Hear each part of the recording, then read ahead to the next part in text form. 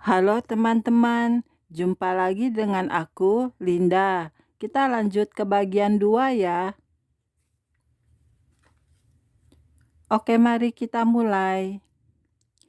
Kelak jika Anda berada di tingkat pertama dan mungkin anak Anda berada di tingkat 3, kalian saling mengetahui, namun kalian tidak bisa langsung bertemu. Bila Anda mau saling berkunjung, Anda bisa melakukannya. Bila Anda dari tingkat lebih rendah, mau ke sorga tingkat lebih tinggi, maka Anda akan secara otomatis diberi kerudung, karena sorga tingkat lebih tinggi lebih mulia keadaannya. Anda bisa tidak tahan bila naik ke tingkat surga yang lebih tinggi. Hal ini dibuktikan oleh seseorang yang berada di alam maut dan ia memprotes, katanya, "Tuhan, kalau engkau adil, suruhlah saya ke sorga. Mengapa engkau taruh di tempat yang gelap begini terus?" Tuhan menyuruh malaikatnya untuk membawa orang itu ke sorga supaya mengetahui bahwa Yesus mengasihi dia. Aku membalas dia, dan ia aku tempatkan sesuai dengan perbuatannya. Tempat itu paling cocok bagi dia. Malaikat itu berkata, "Kamu teriak-teriak terus. Sekarang kamu dipanggil untuk dibawa ke sorga." Orang ini merasa mendapatkan jawaban dan keadilan. Ternyata orang itu tidak tahan dengan silaunya cahaya di sorga. Tambah masuk ke dalam, ia bertambah tidak tahan. Barulah orang itu merasakan adil dengan ditempatkan di alam maut. Karena ketika di sorga, seluruh dosa-dosanya menjadi tontonan banyak orang. Setiap bagian tubuh kita yang sering digunakan untuk berbuat dosa, masing-masing menunjukkan filenya. Ia merasakan semuanya ditelanjangi, maka ia akhirnya memuji Tuhan karena adil. Karena bila ia ditempatkan di sorga dan setiap saat melihat dosa-dosa yang pernah dilakukannya, maka itu merupakan penderitaan hebat bagi dia. Ia kemudian meminta Tuhan untuk mengembalikan dia ke tempat yang paling gelap, supaya dosa-dosanya tak terlihat. Benar bahwa sorga memang ada, dan saya sudah melihat dan mengalaminya, serta bertemu sendiri dengan banyak orang di sana. Dan saya tidak hanya sekali dibawa ke sorga, namun berkali-kali. Janganlah gelisah hatimu, percayalah kepada Allah, percayalah juga kepadaku. Di rumah Bapakku banyak tempat tinggal. Jika tidak demikian, tentu aku mengatakannya kepadamu, sebab aku pergi ke situ untuk menyediakan tempat bagimu. Dan apabila aku telah pergi ke situ dan telah menyediakan tempat bagimu, aku akan datang kembali dan membawa kamu ke tempatku, supaya di tempat di mana aku berada, kamu pun berada. Yohanes 14 ayat 1-3. Anda tahu bahwa di sorga banyak tempat dan tidak terbatas. Jika di tingkat pertama sorga terdapat rumah yang berukuran besar, maka di tingkat yang lebih tinggi mulai terdapat rumah-rumah untuk individu. Semakin tinggi tingkat di sorga, maka perlengkapannya bertambah luar biasa. Suatu saat istri saya diajak Tuhan melihat sorga 3 kali melihat rumahnya. Waktu itu saya berkata, "Kamu ini kan sudah hampir pulang ke sorga. Coba kamu minta kepada Tuhan untuk menunjukkan rumahmu." Istri saya bertanya, "Apa boleh menanyakan hal seperti itu?" Saya jawab, "Boleh." Benar juga, akhirnya ia dibawa. Ketika pertama kali dibawa ke sorga oleh Tuhan, ia malah belum tahu jika yang ditunjukkan adalah rumahnya. Taman di rumah itu besar sekali. Di dalamnya terdapat aneka tanaman dan buah. Dan itu sesuai dengan kesukaannya akan bunga dan buah. Dia memang tidak memperdulikan akan rumah besar atau tidak. Yang penting mempunyai kebun bunga dan buah. Di taman depan calon rumah istri saya di sorga, kelak terdapat taman bunga dan buah yang sangat teratur. Semua jenis buah yang paling enak di dunia ada di taman itu.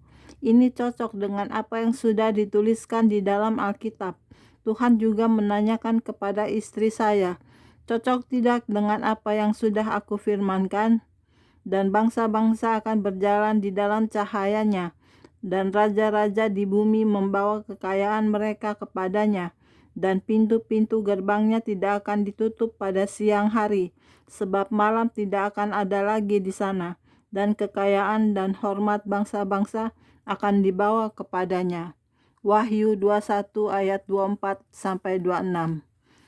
Nanti di sorga segalanya tersedia dengan komplit dan bisa dinikmati semua tanpa akan kehabisan dan kekurangan. Jika Anda tahu, rasa buah di sorga sungguh luar biasa dan tidak dijumpai di dunia. Harumnya juga luar biasa. Yang ada di sorga bahkan jauh lebih enak dan lebih harum dari segala yang paling enak di dunia. Dan begitu buah itu dipetik, langsung muncul lagi yang baru. Segaranya serba kekal di sorga mulia itu. Namun di sorga jangan mencari orang berpakaian aneh-aneh atau berwarna-warni seperti di dunia.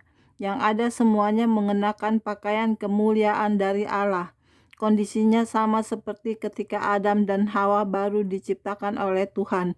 Mereka juga berpakaian kemuliaan dan tidak terlihat telanjang. Ketika di sorga, istri saya juga diajak ke tempat pujian. Orang yang di dunia suka memuji Tuhan, nanti di sorga juga akan terus memuji Tuhan.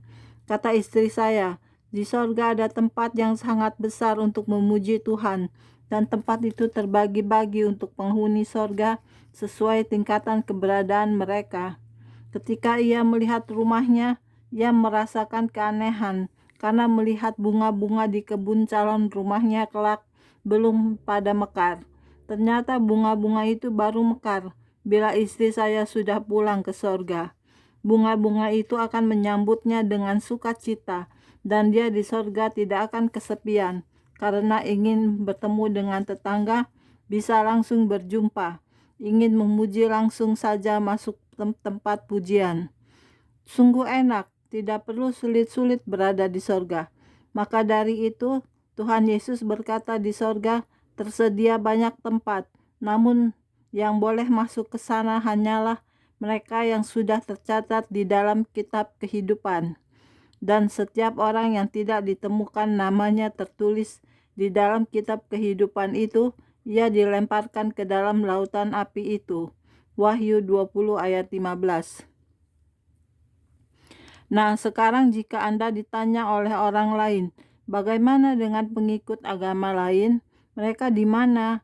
Anda jangan langsung menghakimi bahwa mereka masuk neraka. Itu tidak boleh Anda lakukan. Yang menetapkan adalah Tuhan.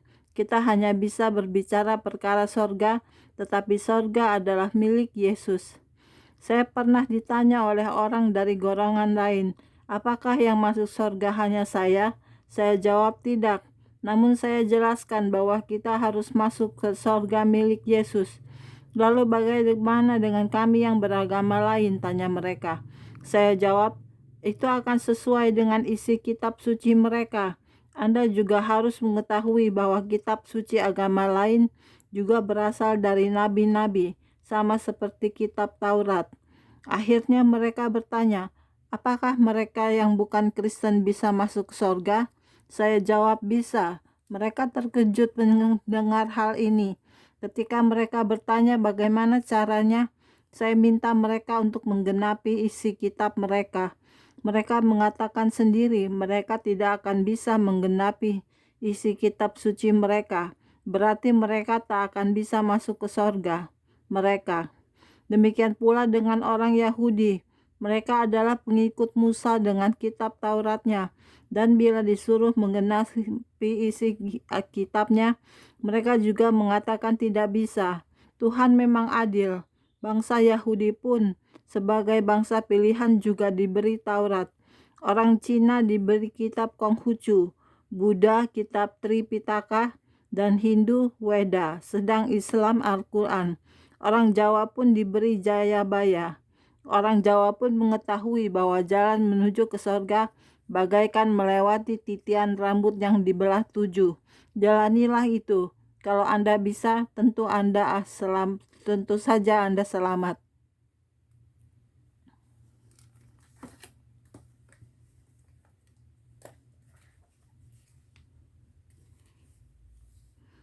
Oke, sekian dulu untuk hari ini videonya ya. Kita lanjut ke video berikutnya. Jangan lupa subscribe ya. Terima kasih. Tuhan berkati kita semua. Amin. Bye-bye.